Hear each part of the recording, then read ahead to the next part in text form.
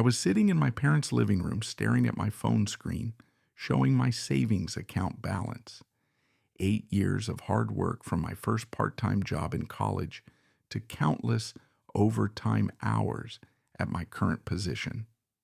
$120,000 saved for the down payment on my very first apartment.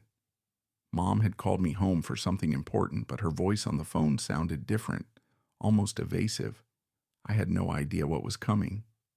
Before we begin, let me know where you are watching from today. Hit that like button and subscribe if you have not already, because what happened next changed everything. I thought I knew about family. Growing up in our household, I always knew my place. Madison, my older sister, was the golden child. She was born 4 years before me, and from day one she captured the spotlight in ways I never could. Our parents, Gerald and Linda, made no secret of their favoritism, though they would never admit it out loud. When Madison graduated high school, she received a brand new car with a big red bow on top. I remember standing in the driveway watching her squeal with excitement while our parents beamed with pride. 4 years later, when I graduated, I got a pat on the back and a promise that I could borrow the family sedan whenever I needed it. I ended up buying a used Honda Civic with money I had saved from mowing lawns. College was another story entirely. Madison attended a private university, all expenses paid by our parents. Tuition, room, and board spending money, everything covered. When my turn came, they sat me down and explained that they had already stretched themselves thin for Madison and that I would need to take out student loans. I worked 2 part-time jobs throughout my 4 years just to keep my head above water. Every time Madison faced a challenge, our parents rushed to her rescue with open wallets and endless support. When she crashed her car, they bought her another one. When she maxed out her credit cards, they paid them off. When her first apartment fell through, they covered her security deposit and first 3 months of rent. I never complained. I told myself that their treatment was making me stronger, more independent. I convinced myself that one day they would see how hard I had worked and finally recognize my efforts. Looking back, I was incredibly naive. My journey to saving $120,000 began the summer I turned 18. I had just graduated high school and knew that college was going to be expensive. While my friends spent their summer at the beach or traveling with their families, I took a job as a server at a local restaurant. That first summer, I learned the value of every single dollar. I worked double shifts whenever I could, pocketing tips and putting almost everything into a savings account that my parents had helped me open when I was a kid. It was a joint account, meaning they had access to it too, but I never thought much about that detail at the time. College was a balancing act. I attended classes during the day and worked as a server at night. On weekends, I picked up shifts at a campus bookstore. My social life was practically non-existent. While other students were at parties or football games, I was refilling water glasses or stacking textbooks on shelves. After graduation, I landed a job as a software engineer at a technology company in the city. The salary was good, but I kept living like I was still in college. I shared a 2-bedroom apartment with a roommate to split the rent. I cooked almost every meal at home, rarely eating out. I drove that same Honda Civic I had bought at 18 now, with over 150,000 miles on it. I skipped vacations, avoided expensive hobbies, and said no to countless invitations that would have drained my bank account. Every month I watched my savings grow. 1,000 became 10,000. 10,000 became 50,000. 50,000 became 100,000. I had a goal burned into my mind: save enough for a 20% down payment on my own place. No more roommates, no more landlords. A home that belonged to me. 8 years of discipline. 8 years of sacrifice. 8 years of dreaming about the day I would finally achieve that goal. And now, sitting in my parents' living room, I was so close I could taste it. The call came on a Friday afternoon. I was at my desk finishing up some code before the weekend when my phone buzzed. It was my mother. Her voice was strange from the first word. Usually she was cheerful, almost sing-song when she called. But this time, there was a tightness in her tone, something guarded. She asked me to come home for the weekend. She said there was something important the family needed to discuss. When I asked what it was about, she hesitated before saying it was better to talk in person. I assumed the worst. Maybe my father was sick. Maybe my mother had gotten bad news from a doctor. I told my boss I needed to leave early and hit the road driving the 4 hours back to my hometown with my mind racing through every terrible possibility. When I pulled into the driveway, I noticed Madison's SUV already parked there. That was unusual. Madison rarely visited our parents unless there was a holiday or she needed something. I walked through the front door and found everyone gathered in the living room. My father sat in his recliner, hands folded in his lap. My mother perched on the edge of the couch, fidgeting with her wedding ring. Madison lounged in the love seat next to her husband Kyle, and there was something about her expression that immediately put me on edge. She looked almost smug. My mother gestured to the empty chair across from her. "Sit down, Chandler," she said. "We need to talk about your savings account." My heart began to pound. What about my savings account? My father cleared his throat the way he always did when he was about to deliver news he knew would not be well received. He glanced at my mother, then at Madison before finally meeting my eyes. "Chandler," he began, "you know your sister and Kyle have been looking for a house." I nodded slowly. Madison had mentioned it at Thanksgiving, complaining endlessly about how expensive the housing market had become. She and Kyle had been renting an apartment in the suburbs, and she felt it was beneath her status as a married woman approaching 30. My mother picked up where my father left off. They found the perfect place. 4 bedrooms, a beautiful backyard, excellent school district for when they start a family. But the market is so competitive right now. They needed to move fast with a strong offer. I still did not understand what any of this had to do with me. I sat there waiting for someone to connect the dots. My father sighed heavily. They were short on the down payment, and we did not have enough liquid cash to help them. So we used the money in the joint savings account. The words hit me like a physical blow. I felt my chest tighten, my vision narrowing to a single point. How much? My voice came out barely above a whisper. My mother could not meet my eyes. $114,000, 95% of what was in there. I pulled out my phone with trembling hands and opened my banking app. The balance stared back at me, $6,217. Everything else was gone. The silence in the room was deafening. I looked up from my phone, my gaze landing on Madison. I expected to see guilt, maybe even an apology forming on her lips. Instead, I saw her smirking. "Oh, come on, Chandler," she said, rolling her eyes. "Do not look so dramatic. You are single. You do not have a family. You do not need that money right now. Kyle and I have responsibilities. We need a proper home." Kyle nodded beside her, his arm draped possessively over Madison's shoulders. "She is right, man. You are young. You have plenty of time to save up again. We could not wait. This house was perfect, and it was going to be gone by Monday if we did not act." I turned to my parents, searching for some sign that they understood the magnitude of what they had done. "Mom," I started, struggling to keep my voice steady. "I have been saving that money for 8 years. 8 years. That was supposed to be my down payment." My mother finally looked at me, but her expression was not apologetic. It was defensive. "Do not be selfish, Chandler. Family helps family. Madison needed it more than you did." My father nodded in agreement. "You are a man. You can take care of yourself. Madison is our daughter. We have to look out for her." Madison let out a short laugh. "Besides, what were you going to do with it anyway? Buy some tiny apartment in the city. You should be thanking us for giving you a reason to keep working hard." Kyle chuckled at his wife's joke. "Yeah, maybe you can move back in here with your parents. Save on rent for a few years, rebuild that savings account. They laughed together, a sound that twisted something deep in my gut. I stood up abruptly, unable to sit there any longer. The walls of the living room, the same walls I had grown up within, felt like they were closing in on me. "Where are you going?" my mother called after me. "We are not done talking." "I need air," I managed to say before pushing through the front door.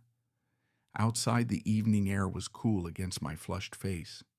I sat down on the front porch steps, the same steps where I used to wait for the school bus as a kid. Above me, the first stars were beginning to appear in the darkening sky.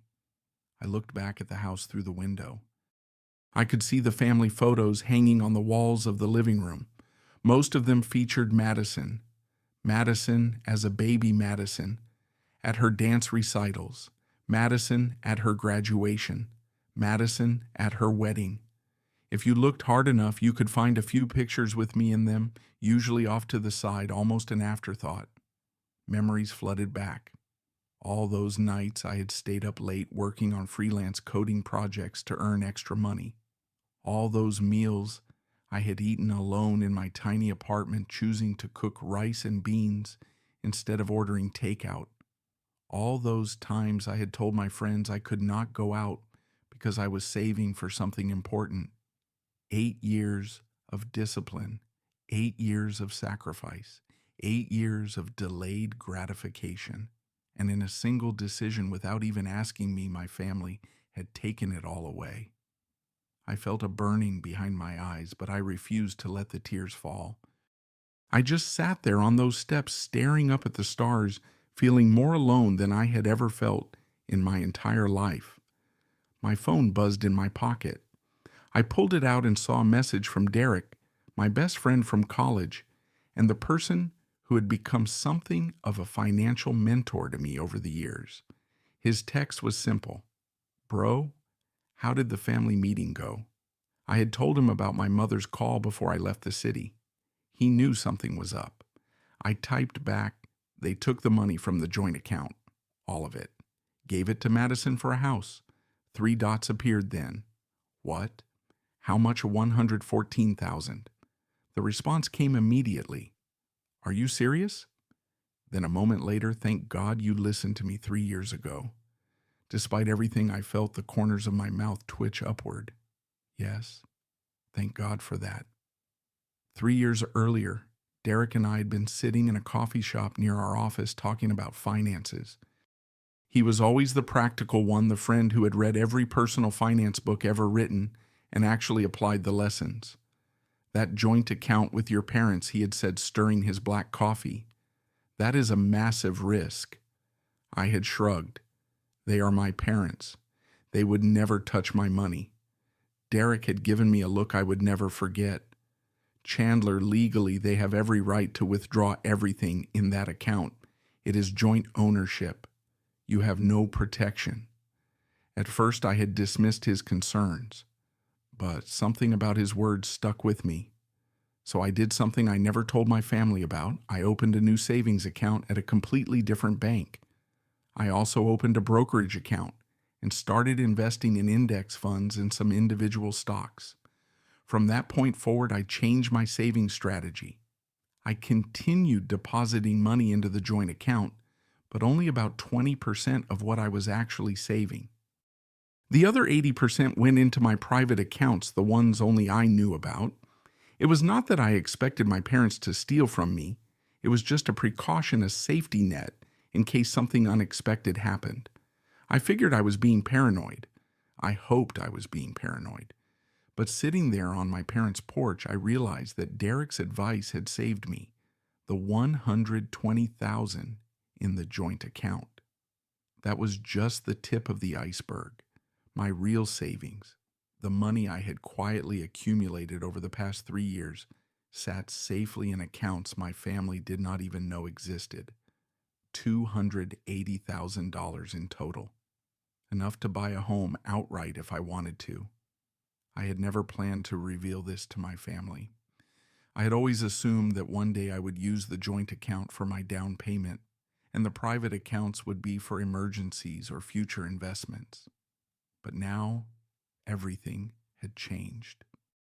I stood up from the porch steps, brushed off my jeans, and walked back inside. The family was still sitting where I had left them. Madison was scrolling through her phone, probably looking at furniture for her new house. Kyle was leaning back, looking bored. My parents watched me with expressions that mixed guilt and defiance. "Are you done pouting?" Madison asked without looking up. My mother reached toward me. "Chandler, honey, I know you are upset, but you have to understand, family comes first." I nodded slowly. "Can I ask you something?" My father shifted in his chair. "What is it?"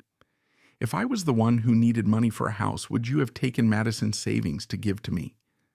The question hung in the air like a grenade. Nobody spoke. Madison finally looked up from her phone, her eyes narrowing. "That is different," my father eventually said. "Your sister has a husband, a future family to think about." "I see." I kept my voice calm, almost serene. "So my future does not matter."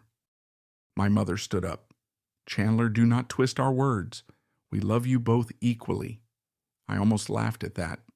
Instead, I turned to Madison. "You think I am broke now, right? That all I have is $6,000? Madison smirked, obviously. "Why else would you be throwing this tantrum?" I pulled out my phone and opened my banking app, but not the one linked to the joint account. I opened the one connected to my private savings and investment portfolio. I held it up so everyone could see the screen. My mother's face went pale. My father's mouth fell open.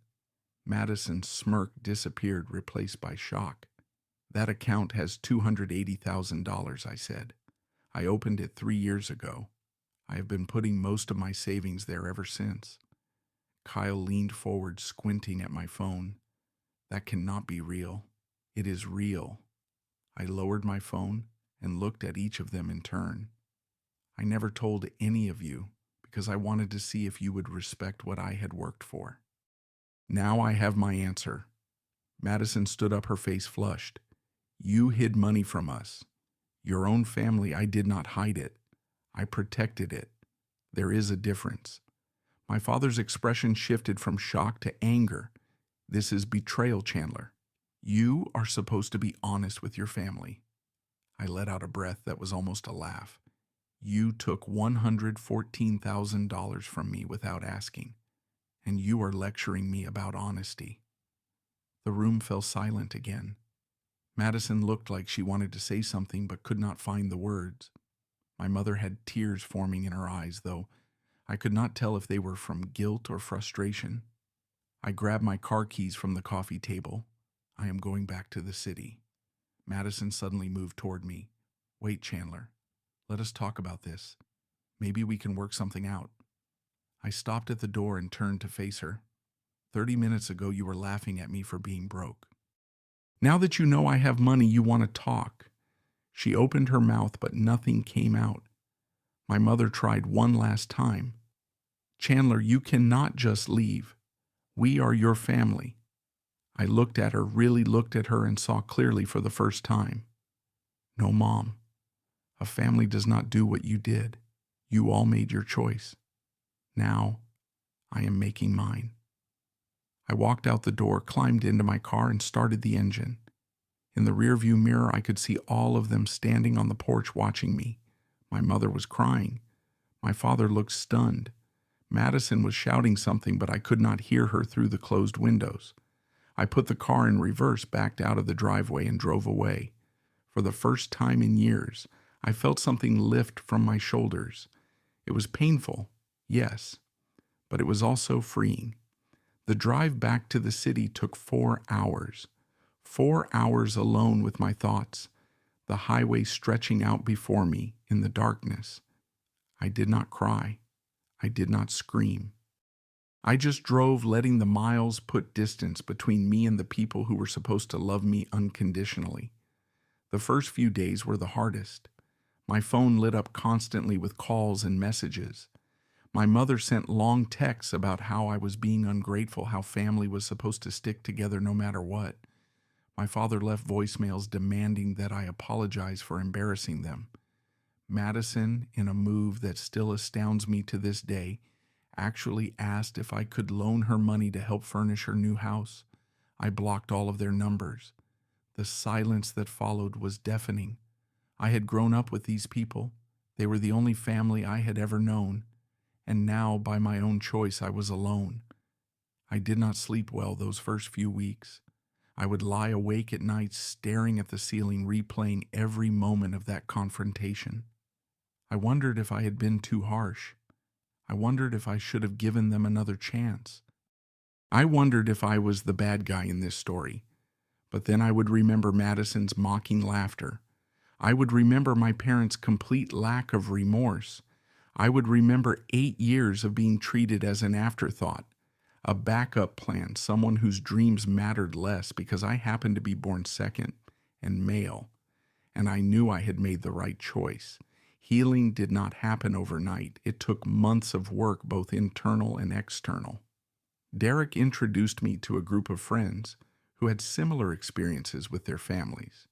We would meet up for dinner or drinks, sharing our stories and supporting each other. For the first time, I realized I was not alone in what I had experienced. Toxic family dynamics were far more common than I had ever imagined. I started seeing a therapist, a kind woman named Dr. Harrison, who specialized in family trauma. Our sessions helped me understand patterns I had never recognized before. She taught me that setting boundaries was not selfish.